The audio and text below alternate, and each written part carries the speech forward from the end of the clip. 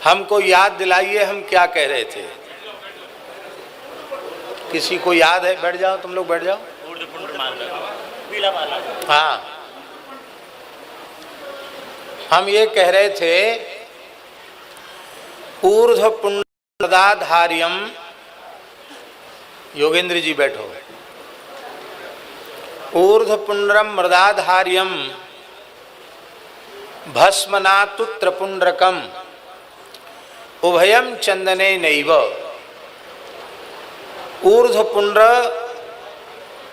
मिट्टी से, पवित्र मृत्तिका से ही ऊर्ध्व पुण्ड्र धारण करना चाहिए। तो सबसे पवित्र मृत्तिका क्या है? गोपी चंदन। क्या है? ये द्वारिका में प्रकट होता है। आज भी जहाँ गोपी तालाब, जहाँ गोपी चंदन प्रकट होता है, उसमें नीचे खोदने पर शंख चक्र गदा पद्म मुरली चंद्रिका, ये सब चिन्ह आज भी गोपी चंदन में प्राप्त होते हैं। गोपी चंदन का तिलक यदि मस्तक पर विराजमान हो और मृत्यु हो जाए तो वह भयंकर से भयंकर पापात्मा पुरुष होने पर भी नरक नहीं जाता, वो भगवान के धाम का अधिकारी हो जाता है। गोपी चंदन लिप्तांगो यम यम पश्यत चक्षुषा। गोपी चंदन का तिलक जिस पर है वो अपने नेत्रों से जिसे देख लेता है वह पतित जीव भी पावन हो जाता है। इतनी महिमा गोपी चंदन की है कि एक उपनिषद ही है, गोपी चंदनोपनिषद। तो गोपी चंदन से तिलक धारण करना चाहिए।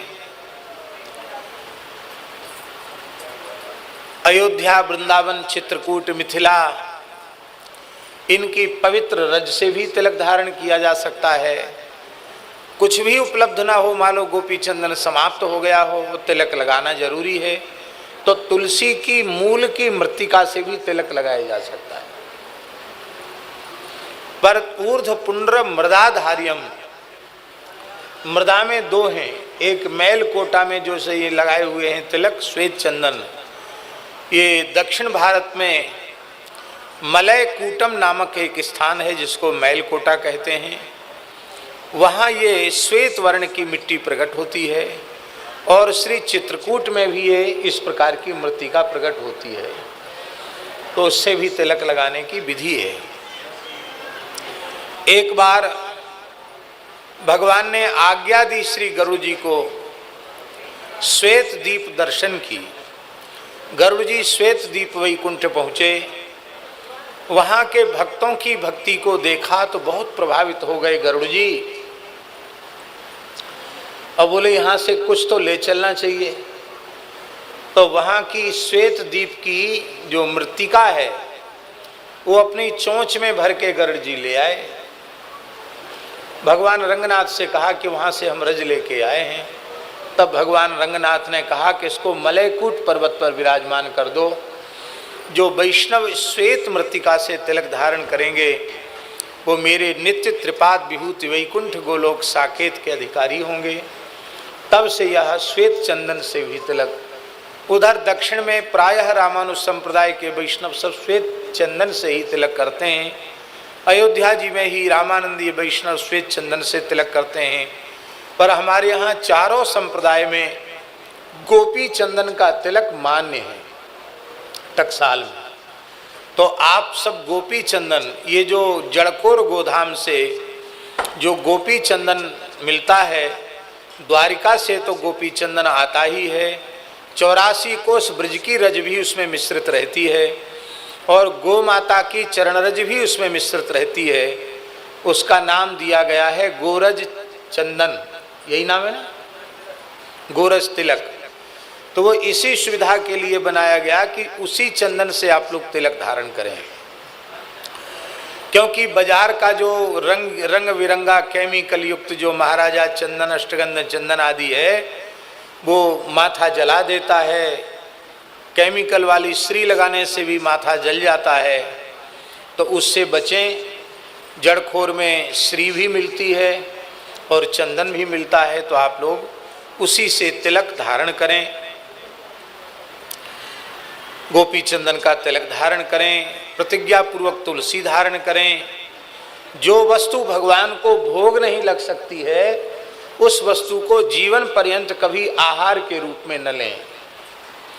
गौ, ब्राह्मण, संत, माता पिता, अतिथि, इनका भगवत भाव से आदर करें, पूज्य भाव से आदर करें। किसी का भी निरादर, किसी का भी तिरस्कार न करें। भगवान राम कृष्ण नारायण में भेद करने से भगवत अपराध लगता है। इसलिए गुरु परंपरा से प्राप्त तिलक धारण करें, मंत्र का जप करें, पर भगवान के किसी भी स्वरूप की निंदा न करें, भगवान के किसी भी स्वरूप में भेद न करें, किसी को बड़ा छोटा न बतावें। राम कृष्ण नारायण की एकता सदा सर्वदा से मान्य है। भक्तमाल में लिखा है, रघुवर यदुवर गाय विमल कीरति संचोधन, तो भेद नहीं है। इस दृष्टि से किसी भी भगवत स्वरूप के अनादर से, तिरस्कार से बचते हुए और किसी भी वैष्णव के तिरस्कार से बचते हुए, जैसे रामकृष्ण नारायण एक हैं, ऐसे ही रामकृष्ण नारायण के उपासक भक्त भी एक ही हैं। मंत्र, इष्ट, गुरु अपनी निष्ठा से संप्रदाय के अनुसार होना चाहिए। न मंत्र बदलना चाहिए, न इष्ट बदलना चाहिए, न गुरु बदलना चाहिए। अपने गुरुदेव का ही दर्शन अन्य संतों में करना चाहिए। अपने इष्ट का ही दर्शन भगवान के सभी स्वरूपों में करना चाहिए।